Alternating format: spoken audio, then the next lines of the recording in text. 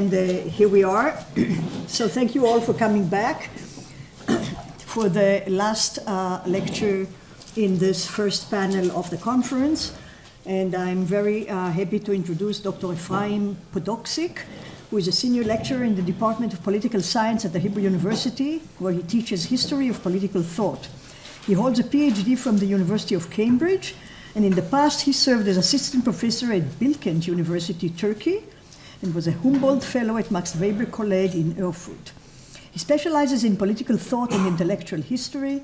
He is the author of In Defense of Modernity, Vision and Philosophy in Michael Oakeshott, the editor of the Cambridge Companion to Oakeshott, and he published numerous articles in leading journals in the field of political thought. As intellectual historian, he now makes research on the ideas of Georg Simmel, and as political theorist, he works on the theory of nationalism.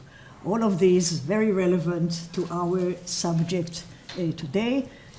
Dr. Podoksik, please. Thank you very much, and thank you for inviting me to give a talk at this conference. Warnings about demise of liberal democracy, the most successful 20th century political and social system, have been a familiar feature of our intellectual life for quite a while. The usual and justified reaction to these warnings was to dismiss them, because time and again the dangers failed to materialize. But failure to materialize is a common feature of all prophecies, even of the true ones. For while a penetrating mind is able to notice hidden tendencies, it cannot predict at what point these tendencies will produce visible consequences. Imperceptible decay of civilizations may drag on for a long time, and even forever, in the absence of an external trigger to cause the downfall, which is indeed a matter of historical contingency. But I think that the time has come to take these warnings more seriously. This doesn't mean that we should take a fully pessimistic view, consider liberal democracy as a doomed system, but this does mean that we should take the decay of liberal democratic civilization as a real possibility, one among several, at least in that part of the world which brought the system near perfection, Europe. Actually, I'm not sure that the demise of European liberal democracies will signify the end of democracy in the entire world. Some third world countries, especially in Asia, have the potential to become new centers of liberal democracy. Some of those societies display that spirit of progress and personal achievement which characterized European societies at the time of their flourishing. But in Europe itself, the future of liberal democracy looks more and more precarious. Some observers focus on the visible symptoms of the crisis of liberal democracy, such as the rise of populist politics and the anti-system sentiment, which feeds it. But the contemporary populist politics is merely an ugly symptom of a long and insensible process which cannot be reversed merely by treating the symptoms. Imperceptible but deep roots are more dangerous to the fate of liberal democracy than immediate shocks. One can protect oneself against such shocks if the societies and their ruling classes have at their disposal necessary material and mental resources. In the case of contemporary Europe, such material resources still seem to exist, but the availability of mental and cultural resources is questionable. The inability of the ruling classes to cope with the recent immigration crisis is just the example of this shortage. The sources of this incremental erosion in the mental foundations of European liberal civilization are many and various. And in my today's short lecture, I will deal with only one aspect of this erosion, which is an inability properly to articulate and maintain the intellectual principles that lie at the foundation of liberal democracy and which provide it with stability. I don't know if anyone knows what the relative importance of this factor in the whole scheme of things is. And I tend to be quite skeptical regarding the potential influence of well-articulated ideas.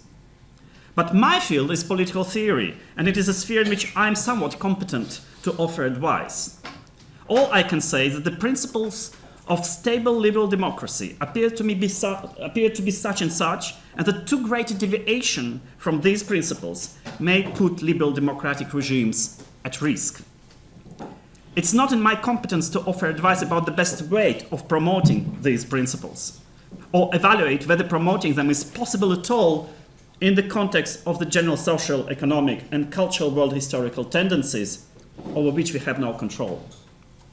So I would like to start with advancing the claim that there are three foundational characteristics of stable liberal democratic polities. Two of them are well known. I will call them the liberal principle and the democratic principle. The third foundation is more problematic. This is the principle of national polity. Observers and scholars often acknowledge the existence of this third characteristic, but they find it difficult to provide a convincing theoretical explanation to its fundamental importance for liberal democracy. It is my intention to contribute to resolving this difficulty. But before doing this, I should explain how I understand the liberal and the democratic principle, because here too there is much theoretical confusion. It is no secret that liberalism and democracy are two distinct principles, and that not too rarely they were considered as contradicting each other. We also know that liberalism can exist without democracy. Such was the case with some 19th century polities. The fusion of the two principles took place in the course of the 20th century. Moreover, the change was so radical that today, democracy is widely acknowledged as a necessary condition for the liberal state.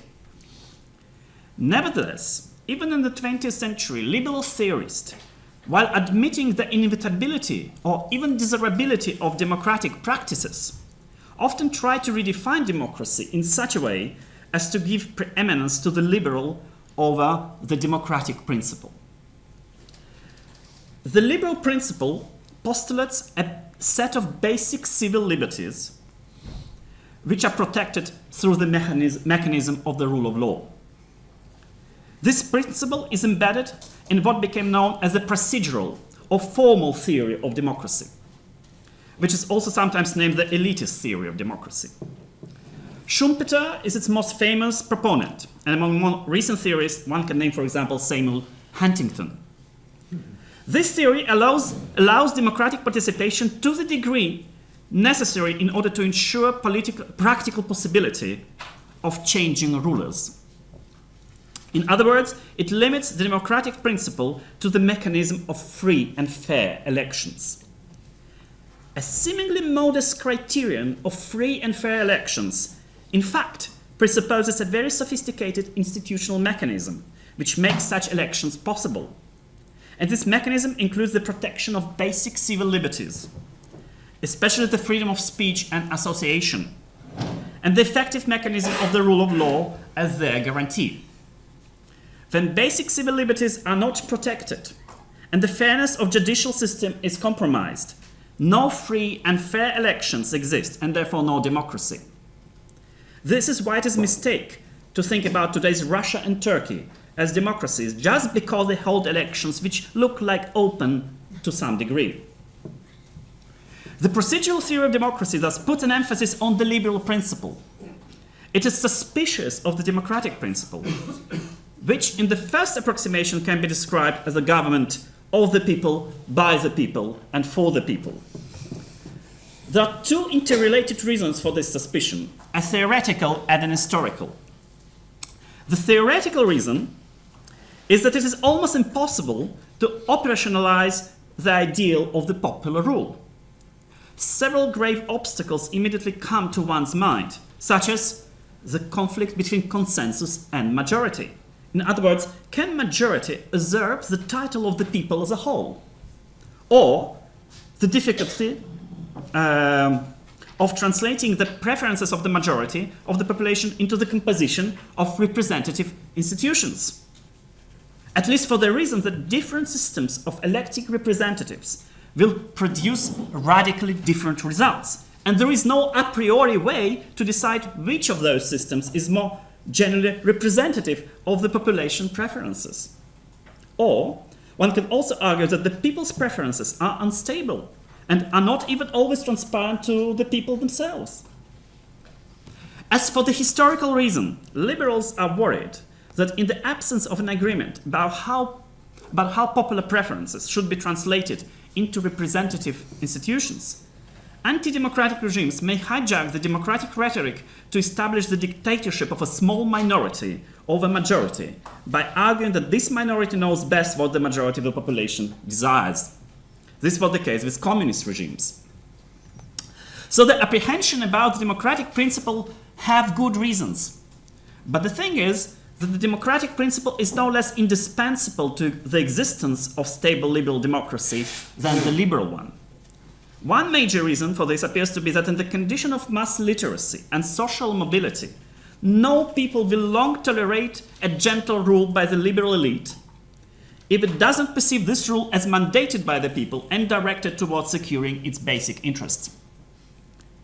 It is sometimes overlooked how much emphasis there is in the European proto-liberal thought on the importance of what is called public interest or common good.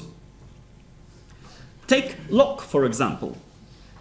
His definition of legitimate political authority is grounded not only in its respect for natural rights, but also in the subscription to what he calls public good.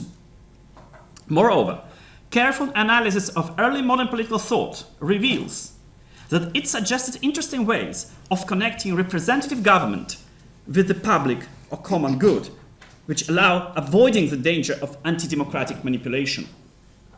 It did so by retreating from the Platonic model, according to which public good is an objective entity liable to be determined by disinterested inquiry, and the rest go to jail, as Carlos Strangler suggested. By the way, contemporary theories of deliberative democracy are nothing else than Platonism in disguise, adjusted to the skeptical age. When we deliberate, we still aim at finding the true content of the public good, even if we are resigned to the fact that no final answer is possible and the dialogue will last forever. The early modern intuition suggested replacing the quest for the content of the public good with the idea of procedural identity between the people and its representatives, so that the people could recognize the government as acting by its mandate and in its interests regardless of the content of its policy, and before such a policy has been determined. This approach is most salient in Hobbes, but even Rousseau's theory belongs to this class, even though he rejects representation. For contrary to what is sometimes believed, Rousseau's social contract is inimical to ongoing deliberation. In Rousseau, deliberation is limited to a brief discussion in the General Assembly, and no advanced consultations are allowed. The public good is determined by voting, not deliberation. Now, the search for the democratic foundations of representative regime culminates in Joseph Emmanuel Sieyès, one of the authors of the French Revolution, who argues, and I won't go into details, that the system which is best at being taken as expressing public interest is a government by sovereign legislature consisting of several hundred delegates who make their decisions by majority vote. This is indeed the theory of modern parliamentary democracy. And in such a democracy, the true social contract is between a temporary majority and temporary minority, according to which the verdict of the majority is taken temporarily to represent the will of the people as a whole, whereas the position of the minority is temporarily regarded as a mistaken judgment regarding the essence of the popular will. Thus, liberal democracy is based on a delicate balance between two divergent principles. This balance is enabled not only by a very sophisticated set of institutions, but also by an even more sophisticated set of beliefs about these institutions. Beliefs which allow the citizens to maintain a remarkable degree of mutual courtesy, discipline, and self-control. At the heart of this self-control is a status of political minority. The liberal principle of liberal democracy requires from the majority to give the minority a fair chance of becoming a new majority. Hence the entire system of civil liberties and the rule of law. The democratic principle exacts from the minority the promise to accept majority decisions as essentially its own. This is all good in theory, but could this balance work in practice? The answer appears to be yes, because liberal democracy did manage to survive for a considerable amount of time. But was not this success indebted to an additional factor? A factor the role of which puzzled many democratic theorists. And here I come to the third foundation of liberal democracy, the principle of national state. It is no secret that there is a high correlation between democratization and liberalization on the one hand and the formation of national polities on the other. The most liberal democratic region in the world, Europe, is also the one with the greatest amount of stable national polities. And every great wave of liberalization in the history of the last centuries was always accompanied by the formation of national polities. But how to explain this correlation? Some political theorists believed that they found a strong connection between nationalism and the democratic principle of liberal democracy. There is a whole tradition of thought from John Stuart Mill to David Miller, which considers the national sentiment as the surest foundation of the democratic principle, because it provides conditions for the feeling of solidarity between political majority and political minority. It is, however, less common to see arguments which connect between nationalism and the liberal principle of liberal democracy. This is why I tried to elaborate on this question in my recent work on nationalism, and I would be happy to send the text to anyone who is interested in it. Here I will just give you a few headlines. Basically, the argument is that stable liberal polity may exist when a significant portion of its citizens possess a number of specific characteristics and attitudes. Among them are individualism, the ethos of effort and achievement, and the positive attitude to progress. And it so happened that in the last centuries, a peculiar type of cultural identity developed, especially in Europe, which turned out to be most conducive to the formation of such liberal personality. And this type of cultural identity is national identity. Nation is a peculiar type of cultural group formed around what is sometimes called high culture. That is culture represented mainly, though not always or only, by the products of literary language. Identity in terms of high culture is significantly different from other kinds of cultural identities. This identity is perhaps most inclusive of other cultural identities. One is normally born into an ethnic group, but one can choose to adopt a high culture identity by learning it. Hence, national identity is generally open to assimilation and often promotes it. Then, since high culture should be learned, which is normally an effort of many years, some kind of respect for work and effort is inherent in this identity. And finally, products of high culture are not frozen artifacts of the long gone past, but are continuously created. This makes it the most open-ended form of cultural identity. In other words, my claim is that the predominant features of national identity resemble the predominant features of liberal personality. A degree of inclusiveness, the encouragement of effort, and the acceptance of progress. For this reason, it is likely that a stable national identity will continuously produce personalities with liberal attitudes. And the opposite may be also true if a country gives up on promoting and encouraging national cultural identity. It paves the way for less liberal substitutes, such as ethnic identity. And when such an identity predominates, it will produce personalities of a different kind: separatist, non-achiever, and afraid of change. This is what European multiculturalism often degenerates into. This reduction of culture to the ethnic, to the vulgar, and to the banal produces personalities with less respect for free life. And such personalities will be less vigilant about potential restrictions on their liberties.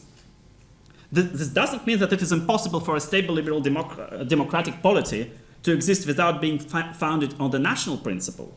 But such polities are exceptions, and their occasional success should not serve as the reason to emulate them. And certainly, if we value liberal democracy as the best social system, it would be utterly irresponsible to weaken the national principle in the already existing liberal democratic national state. Now, the developments on the European continent in recent decades have been characterized by a willful and unwarranted weakening of the principle of nationality. The two major developments here have been the promotion of the European state by stealth and the acquiescence and even promotion of mass immigration. European decision makers have been long warned that both of these developments represent a grave threat to the liberal democratic system. These warnings fell on the deaf ears, partly because of sentimental rejection of nationalism, partly because the harmful consequences of long-term processes are not easily detected at an early stage.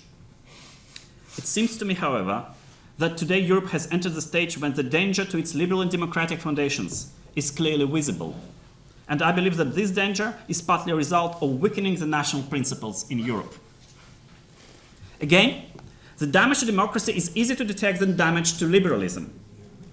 The democratic deficit is something which is constantly discussed in the debates on the future of the European Union. The gap between the preferences of populations and the preferences of elites grow wider and wider each year. This is especially true precisely of the two spheres in which the principle of nationality is most directly undermined: the attempts at the formation of a federal European polity and the immigration policy. By the early 2000s, it became transparently clear that the populations, even in most Europhile countries, do not really desire further integration. European rulers found it more and more difficult to convince Europeans to say yes to their projects. Referenda had to be ignored, replayed, and later totally dispensed with. Similarly, there is less and less support for mass immigration. And the 2015 immigration crisis revealed huge discrepancies between the ruling classes and the ruled. The main danger to the democratic principle from the emerging divide between the court and the country seems to be this: robust democracy presupposes the ongoing competition of rival conceptions about public good. Each such conception is promoted by a social force in which both part of the elite and part of the population participate. The traditional European party system is the expression of this competition. But when the elites of different parties and social forces created cartel in matters of existential significance for the polity, and federalization and immigration are indeed existential questions, when no true competition between rival visions of the public good takes place within the elites, when very few in the ruling elites are courageous enough to voice the wishes of a significant part of the population, all this strikes a mortal blow to the public trust in democratic institutions. And here I will allow myself to make an aside remark about the sacred cow of many European political scientists, that is Leibhardt consociationalism, or however the varieties of non-competitive democracy may be called. Well, consociationalism often works for some time, and it only works when no great crisis is around. It is great for sclerotic societies. But is this really a good model for democracy in the long term? Can the politics of institutionalized compromise really cope with the situations of grave crisis, when the trust between the elites and the public at large is essential in order to protect democracy? In a certain sense, consociationalism today is more than an institutional framework. It's the mentality of European elites, even in politics with more majoritarian institutional elements. I believe that the reform towards the Westminster model on the level of institutions and towards more agonistic politics on the level of political culture would help to mitigate many of these problems. The agonistic competition between elites would certainly reduce the appeal of anti-system populists. Now, let me move to the erosion of the other fundamental principle, the erosion of liberty. I want to be clear, Europe is still a free continent, and its practices are still liberal on the whole. And I hope we will not have to speak about the deficit of liberty the way we speak today about the deficit of democracy. But the two things are interrelated, and both are related to the deficit of the national. And when it starts with the deficit of democracy, it's likely to end up with the deficit of liberty. In recent years, I became worried about indications that Europe may be moving to a very illiberal direction. The past warnings of this sort did not materialize, such as Hayek's famous road to serfdom. But Hayek was wrong, at least in the short term, perhaps because he focused on economics. And perhaps limiting freedom in the sphere of economic activity does not necessarily destroy free life in general. Social democratic regimes prove the ability to maintain basic liberties and produce enough citizens with a zeal for independence. The source of Hayek's mistake seems to me to be this: economic activity is not the most intimate part of our personality. However much of ourselves we invest in it, in the end we always remain estranged from it. But nowadays, there is a tendency to police those spheres of life which, unlike economics, are essential for our personality as a whole. These are speech and sex. There is a proliferation of anti-speech regulation under the pretext of fighting hate speech. Similarly, there is a wave of anti-sex regulation. Consider, for example, criminalization of using prostitution services, including in France, of all places. Now, specific good reasons can be provided for each piece of regulation in particular, but in total, they signify the trend to police speech and to police sex, the most intimate human activities. When the authority controls their citizens on this most intimate level, they control their souls. Contemporary anti-speech and anti-sex policies are modern variations of the medieval system of ideological control by means of the Christian notion of original sin. When every subject is a potential sinner, no subject can be proud enough to be an active and vigilant citizen. The contemporary anti-speech and anti-sex legislation turns the majority of the citizens into potential offenders. Such citizens will become docile, and the general citizen body is spiritually disarmed. And disarmed citizens are potential slaves. You may say I exaggerate, but I don't speak about the future. The usage of policing speech and sex for the purpose of political oppression is already here. In the UK, of all places, the police filed a case against the famous Soviet dissident Vladimir Bukovsky, charging him with dissemination of child pornography. According to all signs, this is a provocation of Russian secret services, and the UK police was tipped off by them. The charge is indeed laughable, but what is not funny is that the UK police lost any ability of judgment and became a willful enabler of a foreign regime's struggle against its foes by means of sexual allegations. Something that could not happen 20 or even 10 years ago. And I shouldn't explain you about Merkel's government's submission to Erdogan's demand to police speech within Germany. Well, today these repressive measures are rare and only taken at the request of foreign dictators. But are we far from the time when they will become a matter of routine and initiated by powers within Europe itself? So I have now described what I consider to be the trend threatening European liberal democracy. At what stage of the progression of this disease are we now? I believe that our current stage is this. The tendency has taken root to such an extent that reversing it becomes very difficult, if not impossible. But we have not seen its fruits yet. No major disasters yet. And the institutions still operate under the premises of the liberal democratic routine. What can reverse this trend? In my view, the restoration of Europe as a community of friendly nation states. But this will not be possible without two major steps which must be undertaken immediately. The dissolution of the European Union and putting complete end to the mass immigration. Frankly, I don't think that European politicians are capable of doing this. Thank you.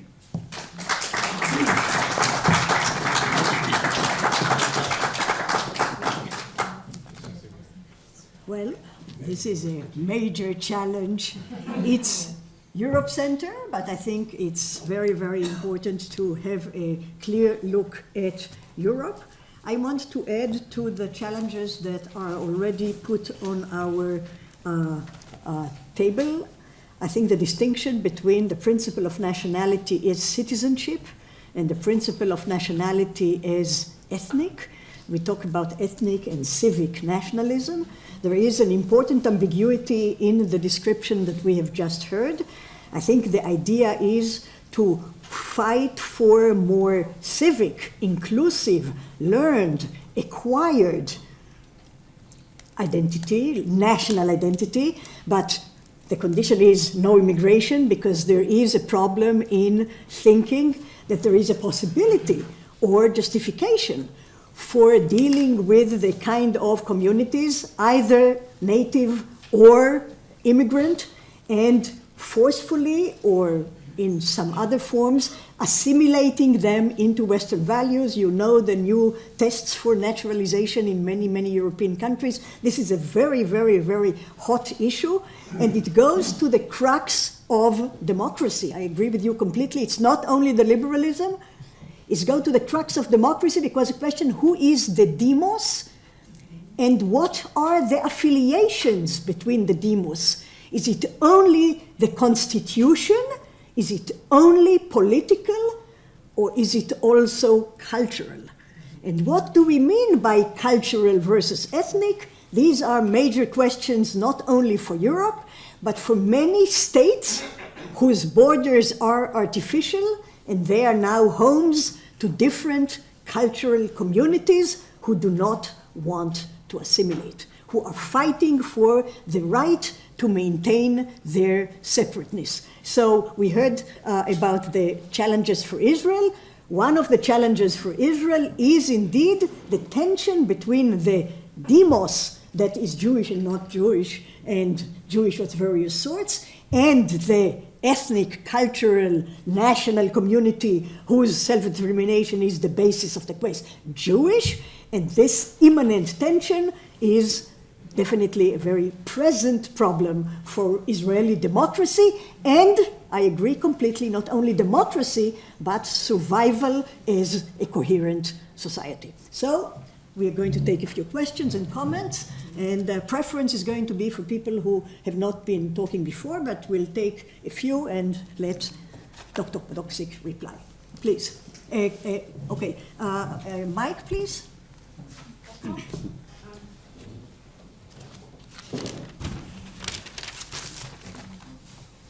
And please say your name so we can know who you are. Yeah, my name is Ulrike Gero, and after so many agreements, I think I strongly disagree if I captured you rightly. So if I captured you rightly, you said that basically Europe needs to produce good citizens in a national sort of state, and therefore it needs to close borders and to solve the refugee crisis to make the European Union survive. I would like to deconstruct that in 3 minutes. First, because you didn't point to all the social, political economy of the European Union, the Eurozone making, which basically needs transnational government, transnational accountability, and transnational democracy. You will not do this with nation states. I think the second error is that states are not sovereign, but citizens are. And if citizens are, if you read Jean Baudin, it's an individual gesture, basically a delegation from a citizen sovereign to a state for a given moment in time, but that process of emancipation can also be given to the European level, which is that it's not the nation state which is the national vessel for democracy, or at least that can be put into question. And if this is so, there's no need to push the refugees out. I mean, we can talk about very different concepts like Luce irrigare, sharing otherness. You can also put in sociological concepts, which is that segregation is tolerance. And what you are pointing to with your distinction, which is that you need a common normative concept to basically organize a democracy, but then you go for constitutional patriotism, which can allow many different cultures and identities, and you do not need to frame it in a nation state. Could you pass it on here? I don't know, here, first row. Thank you very much. Karl Slögl is my name, from Germany. Thank you very much for your talk. I think I could agree with most of what you have said. But as a historian, I have to say I feel a bit lost in these discussions between principles, between the principle of procedure, democracy, and the principle of liberty. I'm always fascinated by what happened in the 90s and in the early 2000s, that people have been able to solve problems which I never could imagine that they solved the problems. And I mean, especially in Eastern Europe, these muddling through the crisis of the system for long years, that they managed to reconstruct their entire lives, not only institutions.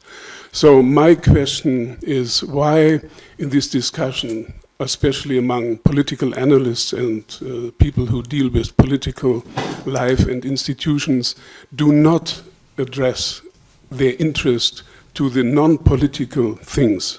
I mean, this capacity of muddling through in solving problems, to solve instabilities, etc.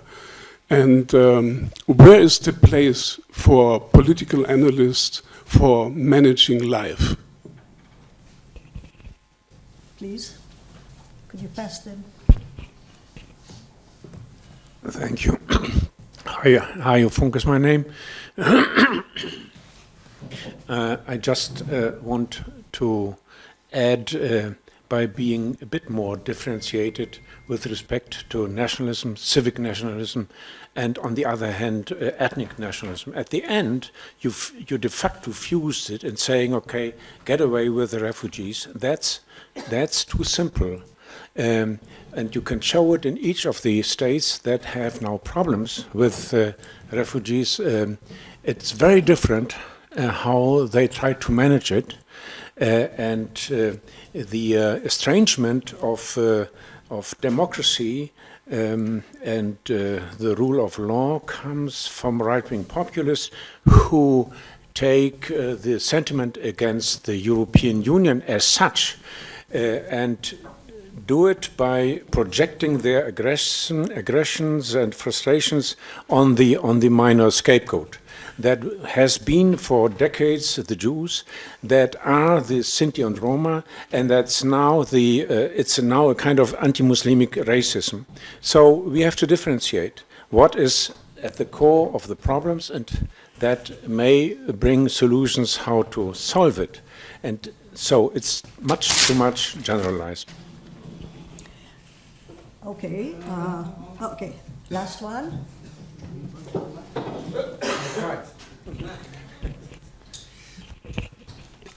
I think the problem is misconstrued. My name is Joshua Slomianko, misconstrued. Because if you look at what happened in Europe and what happened in England, in Europe you had ghettos of immigrants. In England, you have a Muslim mayor of London. And it all comes back to the main problem. What's the difference between classical democracy, like in Athens, where the majority decided, and modern democracy, where majority is only part of the formula, and the minorities and the individuals are taken into account. And that depends on which is stable and which is more vital. Thank you very much. Okay, no, I'm sorry. That's the, please. Thank you for your very thoughtful comments and questions. I'll briefly remark on all of them. First, about your comment, and there was someone else who mentioned it. It's about that there is some ambiguity about civic ethnic distinction. Well, basically, this is not ambiguity. This discharge with this distinction, because I think it's false. It doesn't correspond to reality, and I think most theories of nationalism, in recent and empirical investigators of nationalism in recent 15 years, completely demolished this distinction, because what we have instead is, instead of civic ethnic dichotomy, we have the concept of culture, which has characteristics which sometimes both ascribe to civic and ethnic nationalism. For example, it's acquired, can be acquired, but it's something more substantive, just a civic commitment. And I actually, this is a topic I developed in my article on nationalism. So I would be happy to send it to whomever, but just want to move. We are going to take your statement as your belief. This is yes, of course, yes, absolutely. And therefore, I think that this distinction is a cause of many confusion and ability to cope with the question of nationalism. Now, yes, towards your questions, I should have avoided like practical recommendations, because they just like say, okay, if you want to do something, you can try to do this, but I'm not sure this will work. Of course it's difficult. Of course, if you drink a lot of alcohol all your life and then you get ulcer or whatever, of course it will be difficult to treat it. But sorry, you did Maastricht Treaty. You tried to do Lisbon Treaty. These transnational institutions, did they appear just by chance? No, you created them. You created you. Of course it's difficult to dismantle it, but it's necessary. But if you didn't do it, we wouldn't find ourselves in this problem. Now, about refugees, a difficult problem, and of course, like, it was not talking about taking refugees out, but at least closing and military policing the Mediterranean. That's a basic. What is European cooperation for, if not for military policing the border? Where is this? The year has passed. Where is military convoys preventing boats of coming to Europe in the Mediterranean Sea? Yes, there was a success of Eastern European peoples to do a lot. And of course, you can achieve many things in countries which have problems with liberal democracy. You can muddle your life through in many different ways. Liberal democracy is one of possibilities. Byzantine Empire, the citizens could somehow manage it for several hundred years.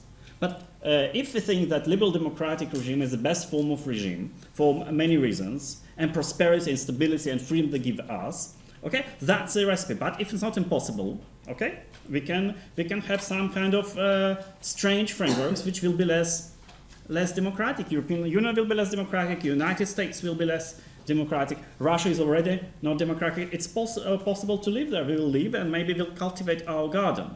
But if our question is about protecting democracy, that's what it means to protect democracy. England versus Europe. Of course, there are different strategies of different dealing with divergent populations, produce different results. It depends on different cultures. It's just Britain has a more liberal tradition, more liberal culture than other European states. That's obvious, and that's obvious that because of this, it's capable of managing of this immigration policy more wisely and attitude to immigration. But we cannot expect from any country, from every country in the world, to be Britain and to have the characteristics of the British people. You have to deal with real European people and real European continental people on the one hand, and the kind of immigrants they have now are incapable of subscribing to these lofty principles. So that's you should look at the reality. And when you bring these types of population to Europe, this will signify the demise of European democracies, whether you think it's a good thing or not a good thing. That's just a diagnosis. So, and last thing about minority and majority. I think something got amiss in all this our liberal elitist citadel, which decides that democracy is somehow not the rule by majority. Well, when John Adams, Alexis de Tocqueville, and John Stuart Mill spoke about tyranny of majorities, it didn't mean that democracy is in danger of degenerating into tyranny of majority. They meant that tyranny of majority is a necessary characteristic of a democratic regime, which we don't like. When you have the degeneration, it's a tyranny of minority, like it was in the Soviet Union and other communist countries. You can't have totalitarian tyranny of majority. Tyranny of majority is an essential characteristic of a democracy. And the only consolation for us is that we are temporarily in minority and we fight for our beliefs in order to become new majority and to tyrannize the next minority. That's what representative democracy is about. Thank you very much indeed. I would like to say that this first panel, I think, did what we need to do from first panel. It put on the table many questions. There were some suggestions about how to deal with all these issues, and I think we feel that they are not fully there. So, we don't really know the distinction between a society in which majority and minorities are temporary, and you have a Westminster model with its idea, and societies in which you have chronic minorities that under a Westminster model are never going to become a majority. What do you do then? How do you give them minority rights without challenging the structure of the power of the minority? Now, Ruth, we have a minute. May I respond to this? Wait a second. Okay. Now we are finishing up. We're not doing this for the next, we are going to spend here another 2 days. So there is a lot to talk. And I want to suggest that we started with the first lecture talking about the interesting comparison between the move towards democracy, the Velvet Revolutions of the end of the 90s in Europe, and the Arab Spring and its deterioration into something else. I think we haven't really looked properly into the differences in underlying culture that created these major differences. It's very important for us to understand them in order to understand what's going on. And I want to suggest that the distinction between civic nationalism, the demos in the legal sense, and cultural nationalism, doesn't necessarily be ethnic, is still very critical, because the question of the possibility of cultural groups to create one joint shared culture that will mitigate the differences between the culture is the challenge of Europe. And this is why you say immigration is a no-no, because if you can assimilate immigration, then you have the mayor of London. But is it a question of only culture, of the organization of the immigrant communities, of the relationships between the immigrant communities and the others? Or maybe it's also a question of sheer numbers, which the rhetoric of human rights is not very capable of handling? And is it possibly with Europe the history of Second World War, racism and genocide that is interfering with the ability to look at what is happening and saving Europe and saving democracy, because this is what is at stake here. I want to thank everyone who participated in organizing this conference. I want to give special thanks to our three speakers, Professor Schaefer, Professor Strenger, who apologized for disappearing. He had some very urgent thing he needed to do that he wasn't aware of earlier, and Dr. Podoksik, and I hope we'll all have a marvelous conference in the days ahead. Thank you very much. We are going to reconvene here at 2 o'clock in the afternoon.